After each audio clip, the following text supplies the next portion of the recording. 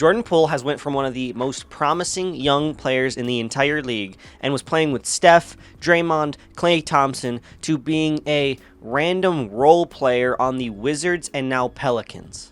Now, role player is a bit of a stretch, but the way that he's been playing does not make me think that he's a star, and I'm a huge fan of Jordan Poole. I've been watching him since the Michigan days. I live in Michigan. I'm a Michigan fan. Whatever. I loved him in college. So what went wrong? To understand what fully went wrong, we have to go back to his rookie year, where he got drafted 28th overall by the Warriors. He didn't play that well. I'm going to throw up the stats on the screen right now, and he kind of bounced between the NBA and the G League a little to get some rhythm going. The whole team wasn't that good that year, so I can't really blame him for not being a very productive rookie when he got drafted 28th overall, because the Warriors without Steph and Klay that year, so, you can't blame the guy. The next season, 2020 to 2021, he became a pretty prolific bench scorer for them. He showed confidence, he showed range, he showed everything. He showed that he could be a pretty good guard. And that's all fine and dandy. As a 28th overall pick, you kind of can cap out at that, and that seems like a successful career. But he didn't cap out at that. In 2021 and 2022, he made an even bigger jump.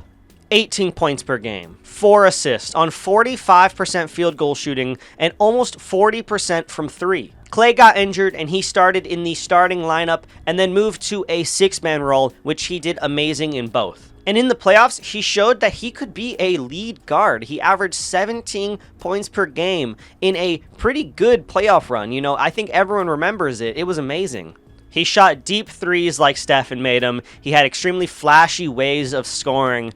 I remember I kind of fell off from him when he was in his rookie and sophomore year because I was a big fan of him at Michigan when he hit that buzzer beater. I was a huge fan of him, and I didn't hear much from him. And this is when it started to pick up steam again. I was watching the Warriors, and I wasn't even a Warriors fan. This is when he earned the nickname, I believe, Pool Party, which is in the title. And he was at the top of the world. He won a championship with one of the best dynasties, one of the best teams in the entire decade. And then the next season, he signed a 4-year, $128 million extension. It can't get much better than that. Going into year 4 with this extension, everyone expected huge things from Jordan Poole. Maybe another, big jump, maybe even a little jump. That'd be amazing if he had a little jump. If he played a little bit of defense or shot a little more efficient from the field, he could become a top guard in the league. I remember thinking, and I remember watching a bunch of pros and people say that he could become some amazing player. He was already great, and this year, maybe Kuminga steps it up. We know he didn't. Maybe Poole steps it up. We know he didn't, but back then, they had a huge, oh my god, they might be good for another 10 years. And here's where the tone of the video kind of shifts, man. If you are a NBA fan, you remember the day where the news came out that Draymond Green socked Jordan Poole in the head. Draymond Green over the past few years has just been getting criticized out the bottom, man. He's been, stepping on people's chests, using them as a trampoline, punch people in the head, elbowing people in the head, kicking them in the balls. All this stuff. But he punched him, and he truly, messed with his brain. He didn't play good defense. He didn't shoot efficient from the field. He kind of looked like he was just, running around out there. He did score 20 points per game. That was pretty cool. But in the playoffs, he didn't really produce much and was benched at times. So, it didn't really carry on into the postseason. And in the next year, the Warriors were faced with a pretty difficult challenge. Trade the young star that is on the come up, or trade your kind of grizzled veteran that was there for all of your championships, and they chose the first option. They traded Jordan Poole to the despicable Washington Wizards. Now, if you're a Washington Wizards fan, I'm not saying that you're despicable. The team is pretty bad, man. I've been watching it for since the Bradley Beal days. I remember talking to my friends Bradley Beal is awesome, and nobody believed me because nobody watched the Wizards. You guys did nothing, and I feel so bad for you. I'm a Pistons fan, so I kind of don't like you, but, whatever. Water under the bridge. He went from one of the best situations in the entire NBA to one of the worst. To one of the worst situations in the entire NBA. I don't know if you guys can see my cat right now, but he's distracting me. The only bright side of him getting traded to the Washington Wizards is that he was now the go-to guy. He was the best player on that team. Now, this sounds all fine and dandy, but if you knew the roster, I'm going to pull it up right now and put it on the screen. that's not a very good role to be put into. He had lack of leadership. He struggled from the field. He turned over the ball a ton. It just wasn't a good season for Jordan Poole, and it's not completely his fault. The Washington Wizards didn't really build the team around him, and they hadn't shaped up to kind of want him to be the top guy yet. It was kind of a weird trade in all facets. And in the middle of the season, he was on the bench for the Washington Wizards. And, he went from being a very prolific scorer and big piece for the Warriors to the next season, him falling off and getting traded, and then getting promoted to a bench role on one of the worst teams in the Eastern Conference. And now that leads us to this current year, the one that just passed, where he was playing for the Washington Wizards and they sucked again. So he ultimately got traded. I remember I went to a Wizards game. I'm a Detroit Pistons fan. Some stuff happened in my life, and I got courtside seats to watch Jordan Poole play. He was not good out there. And I don't know if he just forgot how to play basketball or if his situation is so bad that it makes it seem like he can't do anything on the court, but it was disgusting to watch. Going in there as a prove-it year to kind of bring up his value, maybe get traded to a better team, maybe, prove that he could be the building piece of the Wizards' future, and the Wizards' future did not seem good at the time.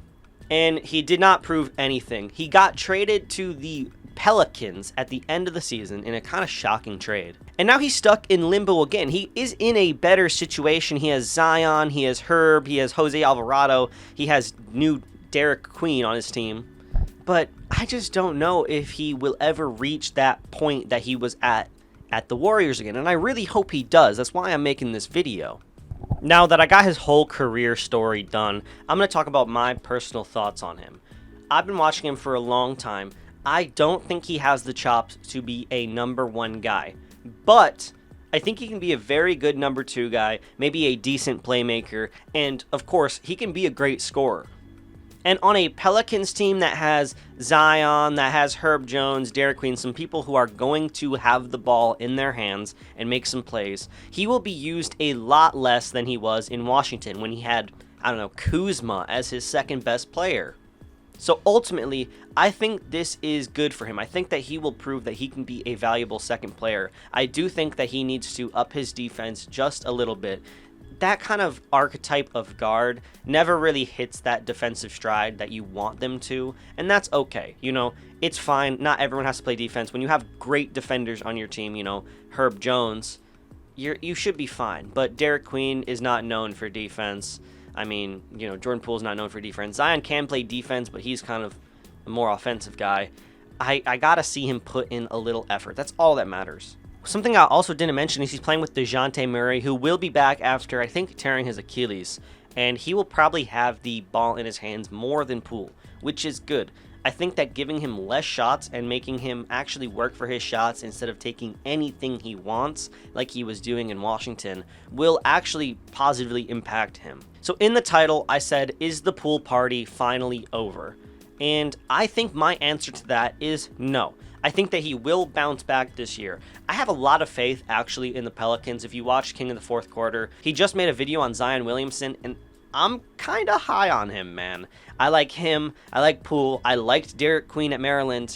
I think that this team has some pretty big upside in a pretty weak East. Will they make the playoffs?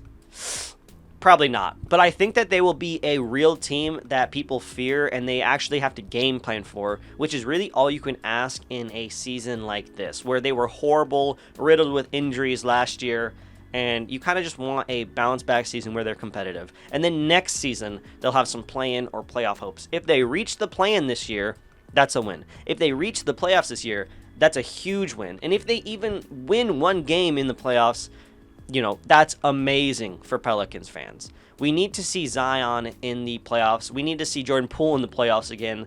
So I think they can actually do it. I think that Jordan Poole will kind of increase this team's ceiling, but we'll have to see, obviously. Now we're on the countdown to less than a month to the NBA season. I apologize for not posting frequently. I've been playing way too much 2K. You guys know what I'm talking about, blah, blah, blah. I got a few videos in the works. Be on the lookout for that. I got my Isaiah Thomas, Devin Booker video. I'm going to try to get that out before the NBA season starts. And then I'm going to kind of shift into more of the, news and games per day, and I'll still make these kind of videos where I'm talking about players specifically, but I do want to talk about games more and like my thoughts on the week slate. I might make a new like series for like a weekend update type thing where I talk about all the biggest things from the week. Let me know if you'd like to see that, and if you stuck around to reach the end of the video, I want to thank you, and peace.